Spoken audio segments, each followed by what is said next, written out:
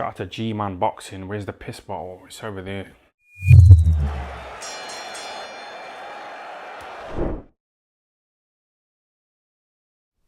Alright, so it's looking like Tyson Fury, Deontay Wilder 3 is looking like it's going to be next, right? It's been a strange few days. I mean, it literally went from Tyson Fury releasing the video, I think it was on his Instagram page, pretty much saying that this fight is good to go, to the next day, the Court of Arbitration ruling Deontay Wilder's favour, to Bob Arum coming out and saying that he's booked a stadium in Las Vegas for, I think, was it July, end of July for this fight. So obviously, people are saying that Bob Arum know all along. Because if you look at how Eddie Hearn from Team Joshua has been very vocal and very abrasive in the fact that he believes this fight is coming up. We're going to get the announcement. We're going to be doing this. It got to the point with Eddie Hearn where he was saying it that much. I was just like, wait me up when we get there. I'm sick of... I don't want to do a video every time you say it. And I don't want to keep hearing it. And it's not announced. And it's you're waiting and waiting. Whereas when you looked at Bob Arum, it was the polar opposite. You know, you look back about 3 weeks ago, even before Canelo fought Billy Joe, Eddie Hearn was saying, we're just waiting on, X, Y, and Z, and then we're good to go. And yet Bob Arum say that the fight was, and I quote, dead in the water. And then obviously he came out and changed it. And for the whole way through, he's been the one who's been kind of, telling Eddie Hearn, trying to rein Hearn in almost, saying, stop mentioning, how much this fight is going to be, this, that, and the other. He's always been kind of the less vocal, and obviously he's not that, he's not as vocal as Hearn anyway, but he's never kind of oozed the confidence that this fight is going to happen next that Eddie Hearn had.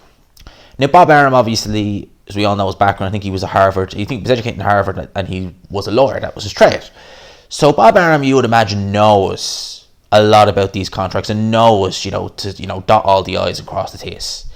So I'm assuming when this did go to arbitration, I think this went to arbitration in, was it January, February? It was early on in the year. I'm assuming Arum himself probably would have known that. I'm sure he had confidence that his side would win. Eddie Hearn did say that Bob Arum was shocked. He said in an interview at Matchroom, I don't know if I'd necessarily say shocked. I'm sure he probably would have known that this was a possible outcome. He probably would have looked at that and thought, you know what, Wilder, maybe he's got more legs to stand than Oscar Pistorius ever had. Little joke in there. But maybe he thought that looking at everything in context, they'd probably rule in their favour. Probably. But still decided to make a contingency plan nevertheless. Because obviously he's come out and said, we have this date ready, we have this venue ready. So obviously I'm sure in the back of Bob Arum's mind, he probably knew that there was a chance this might happen. And truth be told, I think probably Team Fury did. Because Fury was saying, when you look at the way Fury was, in the sense of he was kind of, alluding to ring rust and alluding to this, alluding to that. Maybe that was mind games, I don't know. But you did kind of wonder, why is he saying it? Why is he so abrasive about saying, ring rust? I'm not in the bed, I'm drinking this, I'm doing this, I might need this. And then saying to other fighters, Josh Warrington, you blame the ring rust. Billy Joe needs more fights before fighting Canelo. You kind of were thinking, like, are you trying to psych AJ out? Is that what you really feel? Because you're saying these guys need more fights, but you yourself are going to be in that very position when you fight AJ. So for me, it was always kind of weird. Frank Warren was a bit he was kind of like, piggy in the middle, because he would speak a lot more confident than Arum would, but he didn't have, it's not really Frank Warren, but he wasn't as, straight up saying, yep, we're getting this fight next, as Eddie Hearn was. So people are saying Eddie Hearn has to take blame as well. I don't know about that necessarily. I think that Eddie Hearn, did he really try and, dangle the carrot over our heads? Yes, he did. Plenty of people bought. I genuinely thought we would get this fight as well. I have to say I did buy into that, but what was kind of getting to me and making me think there's something up was when we were constantly hearing announcement. This venue, that venue, this blah blah blah, and it's like, we're hearing nothing. That was kind of me thinking something's amiss here, because I think the biggest red flag for me was no announcement on Canelo Saunders. because that to me seemed like a perfect time to announce it. You know, you had the eyes of the world on you. You know, in an arena with 70,000, Fury was in attendance. I knew AJ wouldn't be there. You know, he doesn't go to many of them events anyway. But I really did think that we would get that then and there because of the event that was in it. And when we didn't, I was like, well, watch this space. So, this is where we stand now. Look, at the end of the day, it is what it is. We get Fury Wilder 3. Okay, I'm going to watch it. Obviously, I mean, I've seen the first two. I'll see the trilogy. I believe I know what will happen, but nevertheless, Wilder always has the equalizer. He always has that right hand. And this is heavyweight boxing at the end of the day. When there's a fight that we can see, when we can see the finish line, I'm not picking either guy to lose, by the way, but I wouldn't be shocked if either guy did. You know, because I expect Joshua. I'll do a video on Joshua and what I think is happening for him next. But knowing boxing the way I do, and heavyweight boxing specifically, something could easily happen to one of these guys. And then we could be, imagine this, we could be talking about the possibility of this fight never happening. Having been thinking this is going to happen. You know what? And you know me, I try and sound optimistic.